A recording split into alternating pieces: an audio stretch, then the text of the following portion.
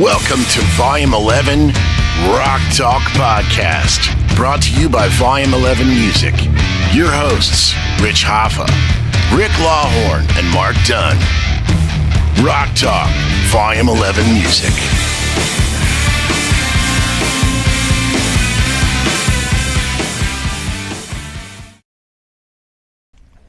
All right, we're rolling. Okay.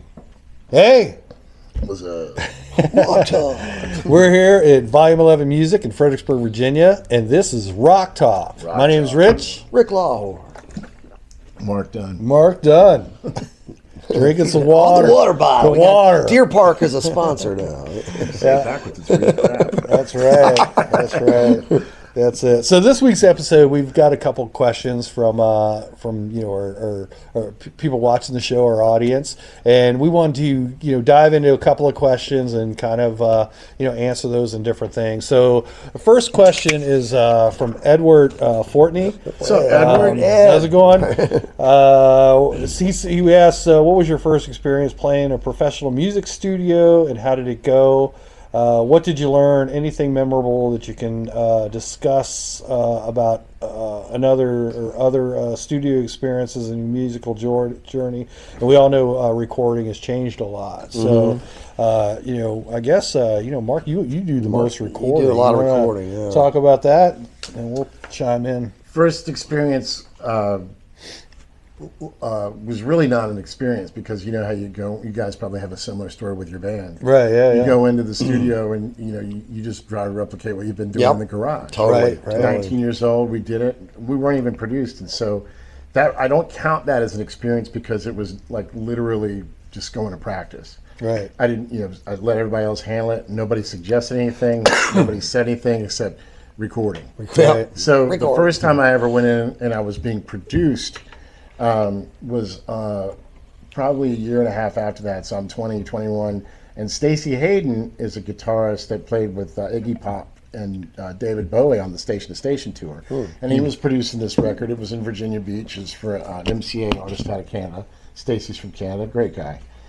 And these concepts of you got to play behind the beat.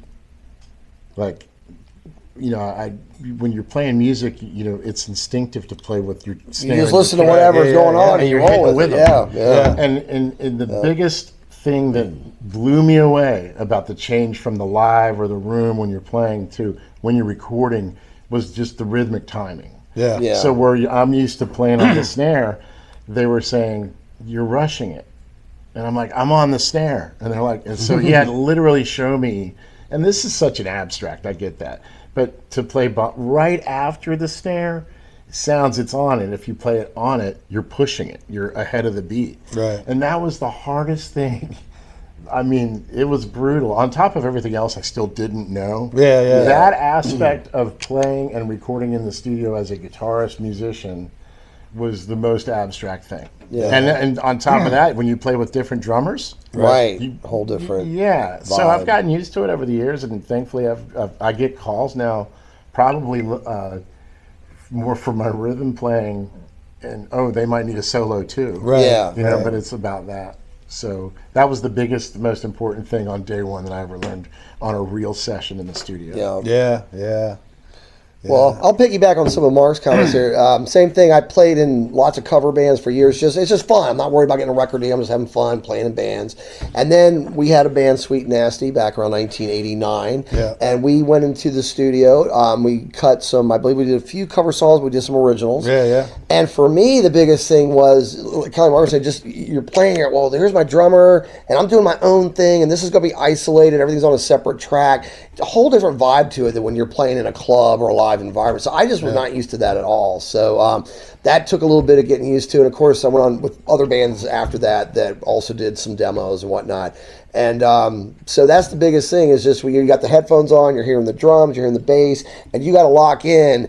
And it records everything. So if you just kind of fudge the note a little bit, well, live that might have worked. I might have take that note and bend it a little bit, and it makes it work. But in the studio, it's like, that sounded pretty yucky, and let's go back and record that, and punch in a vocal part. I'm in the harmony. I was flat on the harmony part. Let's go back and got to do that again. We got to get that key. Of course, nowadays auto-tune, which seems to fix a lot of that, I guess. Yeah. But back in '89, I don't think we had much auto-tune going on. Eagles never used any. No, they didn't. Yeah, I know. exactly. It's when these bands that really set the bar so high. Look at the incredible harmony work, Queen and the Beach Boys and Eagles, and just nailing those harmonies. But it's tough when that light goes on. That recording. Yeah. Well, and that's also psychological too. Not to come back, but I was going to say, I wasn't afraid to see the light come on until after I realized I was deficient. Right. Yeah. I had to go through that whole thing, and I'd already been in the studio a few times. Right. I'm like, oh crap, and so I realized, that's when I literally started practicing with the metronome. So that's what got me. Get that timing rock solid. Yeah, it's amazing when we have all these amazing session players like Brent Mason and Tommy Tedesco. The thousands and thousands of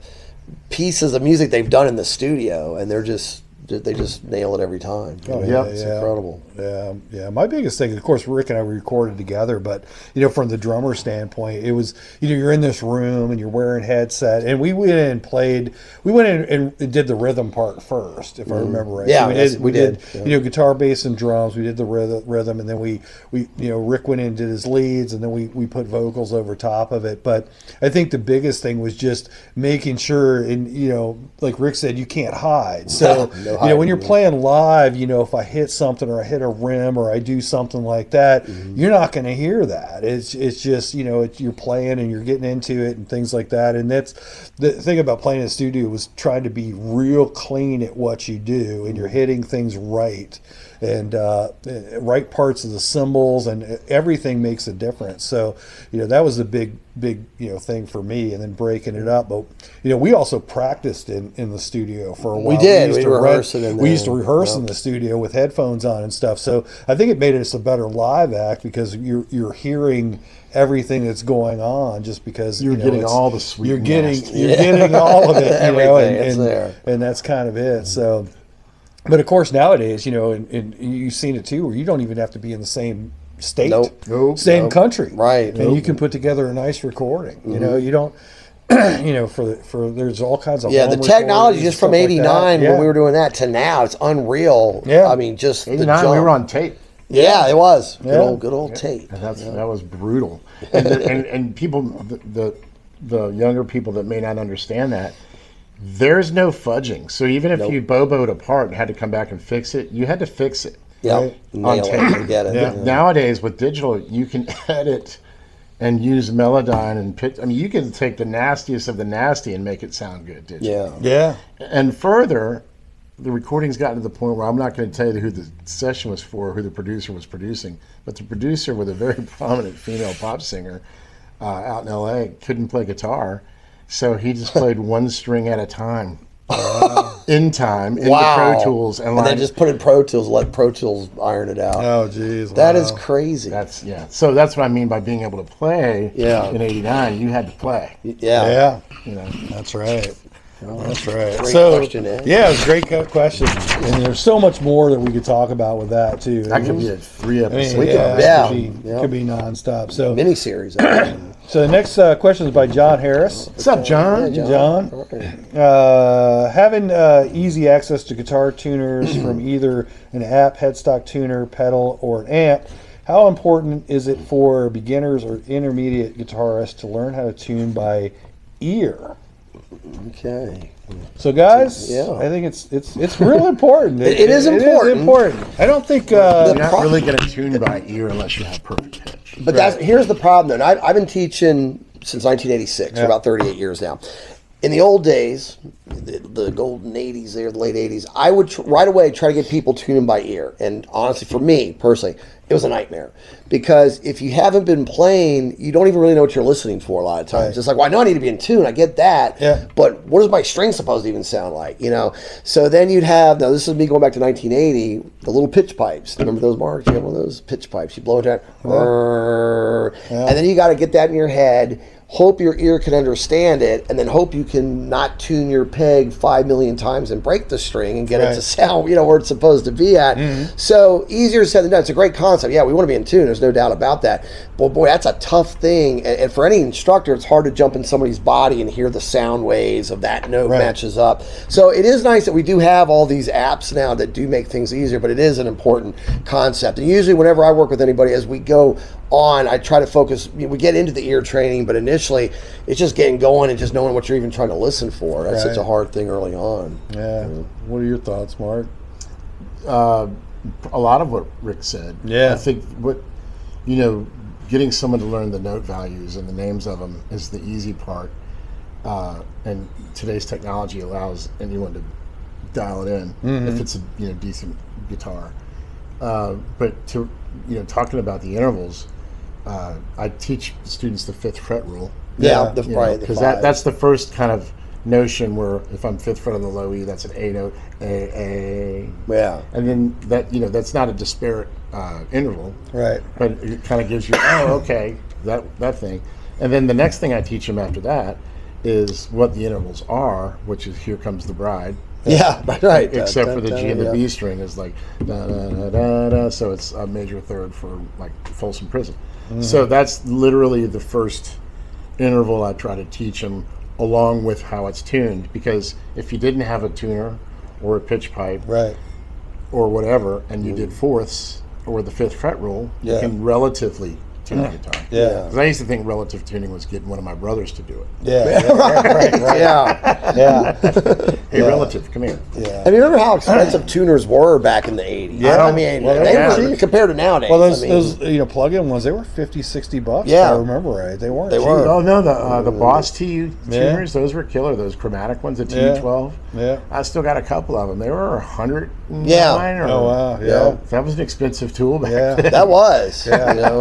Yeah, and I think it's one of those things too. Is like for me, I come at it a different angle because I'm not a guitar player, but I can tune a guitar by ear, and a lot of it, because I do guitar repairs and maintenance, and of course, I own a music store, so you got to know how to do these jack things. of all But trades. I learned it, way back when I worked in a music store when I was younger. But I think it really helps. You got to develop your ear for it and hear it. It's something that doesn't come right off, but it really helps you out down the road. Because and I'll say one of my pet peeves is I hate seeing a live act with a headstock tuner. I can't stand it.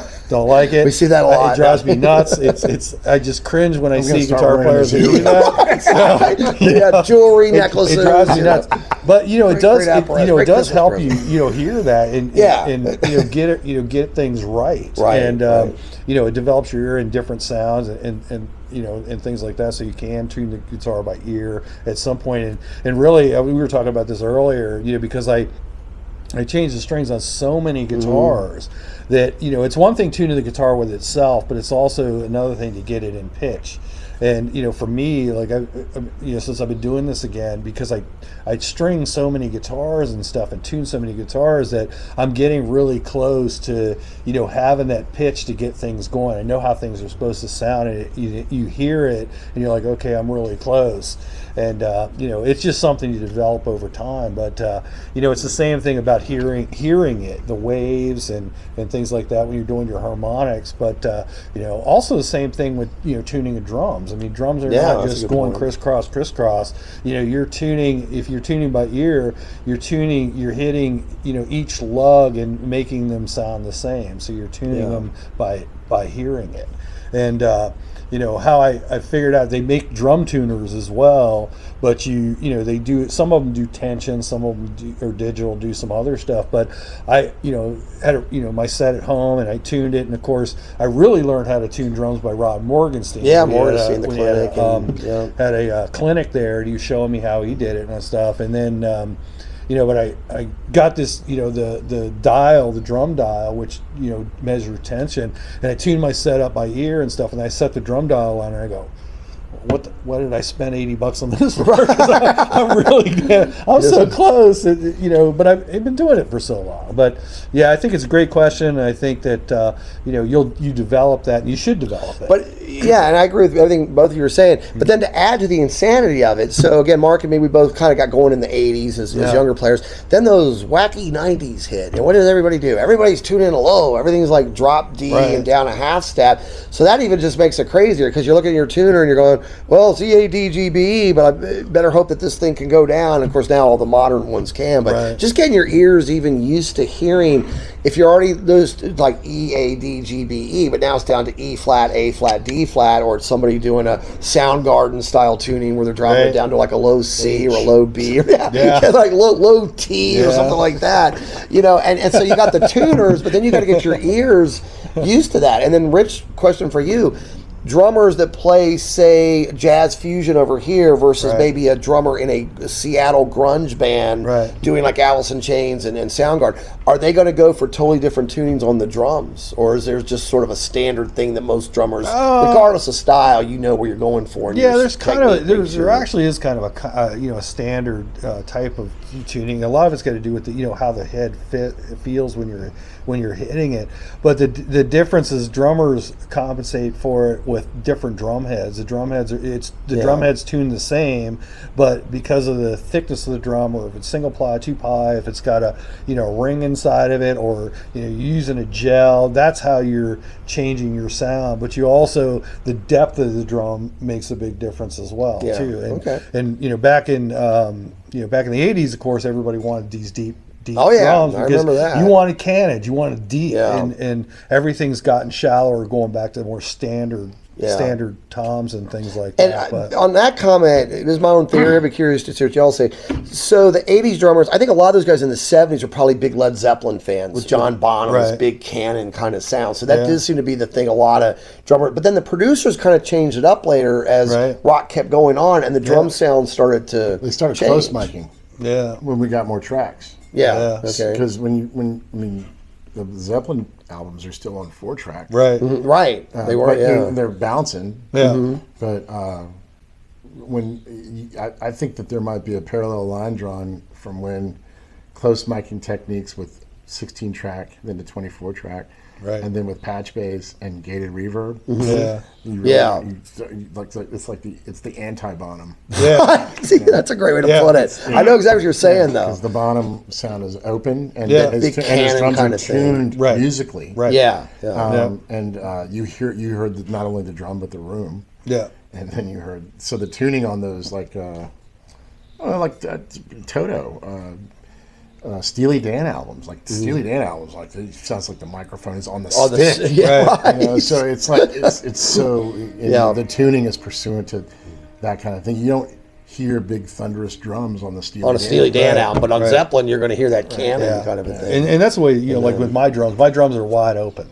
There's no muffling at all in any of the toms, in the snare, or the snare has I use a head with a ring, and it's got holes in it for venting and things like that. And I use, of course, you're dampening on your bass drum because you want to have that really nice thud. But I actually use a dampener that's more like a gate, so you can adjust it, and when I hit the drum, bass drum, it flips this way, and then lets it resonate, and then it flips back and cuts off the sound. So it's like its own. And that doesn't change the tuning note on the kick?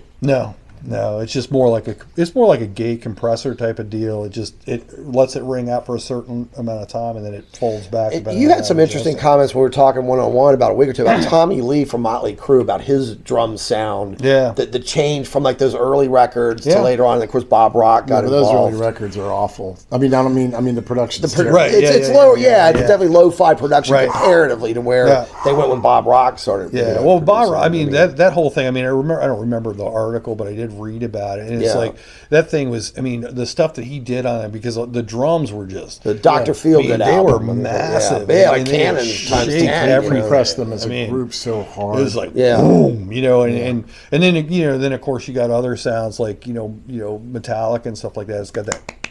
Bass drums are like that because they're just cut off, but that's that sound, and the drums, the toms sound that way, and their snares choked off, but that's kind of what they're looking for. Yeah, I was going to say it's probably just very subjective to each drummer and all these various bands. Well, to this point, though, on the tuning aspect, when I was recording Top Gear, I'd never heard this concept before. So the drummer on that record is Trip Johnson. He's a world-class drummer, wonderful drummer. And his nickname with me is The Process. Yeah, The Process. Because, like, we've done pickup gigs with other bands before, like just something loose at a bar. And me and Trip are hired guns. And Trip is setting up like he's playing Madison Square Garden. Like, yeah. so meticulous. But, that's his enjoyment. Yeah. He's a full-on professional for it. Awesome. Yeah. I'm over there drinking a beer. I've got a pedal. Volume goes to 11. Right. But so when we were recording Top Gear, the studio owner and engineer, Tom, was like, well, what key is this song in? I'm giving him the key. And, okay. And so he goes in there, he's tuning the snare. Yeah. To be sympathetic to the key. Or, Wow. Okay. I'm like, you do that for every song? Yep. Yeah. I'm like, so now, because I never, I love it that I never not learned something on a session. Right, yeah. And so now I listen to records and I'm going, did they change the snare tuning for this one? For that one, yeah. You know, and I think some do, some don't. Right. But I'd never heard of that. Yeah. A sympathetic snare tone ring or the actual note that's the key of the song. Yeah. Okay. Yeah, I'm like, what if we have that? You got a snare capo? Yes, there we go. We need to invent that and then market right. it. Come on down to Volume 11, folks. We got a snare capos here it. at Volume 11 Music. Only store on the East Coast. So there's the tuning. There's the tuning answer. Yeah. it's So a John, great question. great question. We'll see you in for your lesson. Yeah. And, Great and all that. guys, So John. I think Yeah, that wraps up appreciate this week's episode of Rock Talk. Yeah. So don't forget to hit that subscribe button and Give us remember questions. to send us questions. More yeah, questions. for sure. We More like it. And don't forget to support your locally owned music stores and your local musicians. Have a great week, and we'll see you next week. Rock Talk. Peace.